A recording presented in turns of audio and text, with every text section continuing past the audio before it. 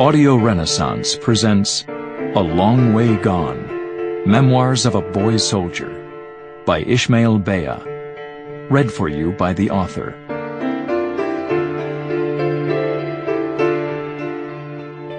To the memories of Nyanje, Nyakeke, Nyandengesia, and Kenya, your spirits and presence within me give me the strength to carry on.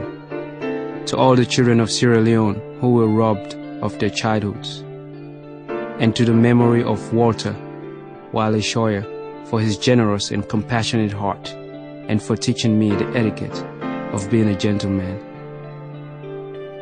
New York City, 1998. My high school friends have begun to suspect I haven't told them the full story of my life. Why did you leave Sierra Leone? Because there's a war. Did you witness some of the fighting? Everyone in the country did.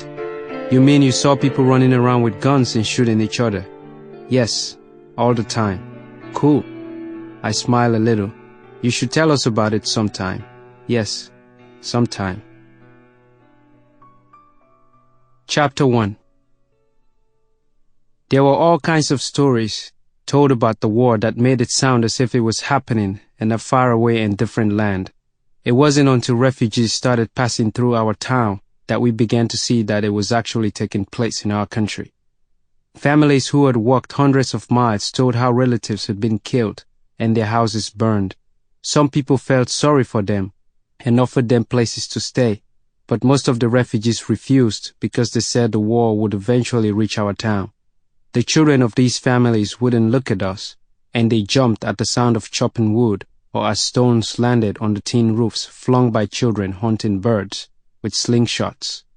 The adults amongst these children from the war zones would be lost in their thoughts during conversations with the elders of my town.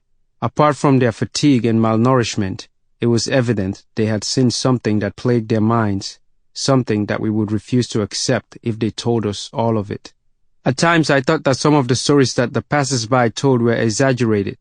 The only wars I knew of were those that I had read about in books or seen in movies such as Rambo, First Blood, and the one in neighboring Liberia that I had heard about on the BBC News.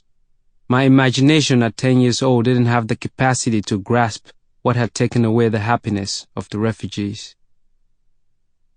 The first time that I was touched by war, I was 12. It was in January of 1993.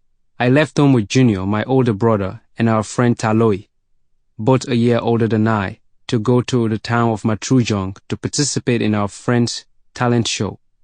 Mohammed, my best friend, couldn't come because he and his father were renovating their thatch roof kitchen that day. The four of us had started a rap and dance group when I was 8. We were first introduced to rap music during one of our visits to Mobimbi, a quarter where the foreigners who worked for the same American company as my father lived. We often went to Mobimbi to swim in the pool and watch the huge color television and the white people who crowded the visitors' recreational area.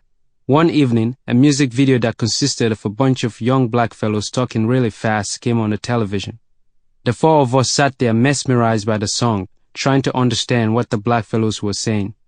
At the end of the video, some letters came up at the bottom of the screen. They read Sugar Hill Gang, Rapper's Delight.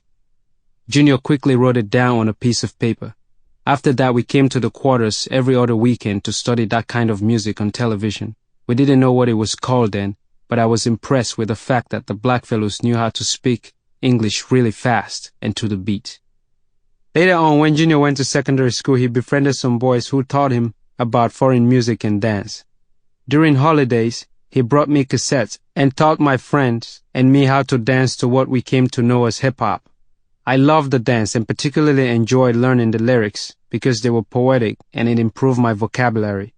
One afternoon, Father came home while Junior, Mohammed, Taloi, and I were learning the verse of I Know You Got Soul by Eric B. and Rakim. He stood by the door of our clay brick and tin roof house, laughing, and then asked, "Can you even understand what you're saying?" He left before Junior could answer. He sat in a hammock under the shade of the mango, guava, and orange trees and tuned his radio to the BBC News. "Now this is good English, the kind that you should be listening to," he shouted from the yard. While Father listened to the news, Junior taught us how to Sample complete. Ready to continue?